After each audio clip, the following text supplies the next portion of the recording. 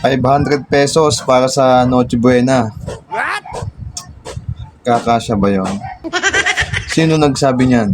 Sino ang nag-compute niyan?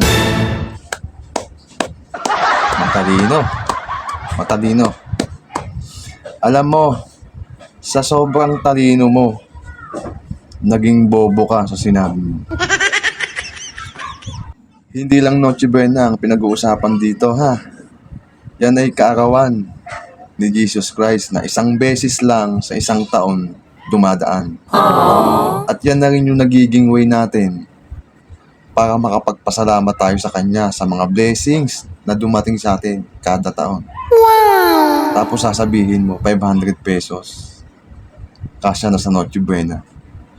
Eh ikaw nga, pag nag-birthday ka sigurado ako hindi lang ₱500 ang nagagastos mo.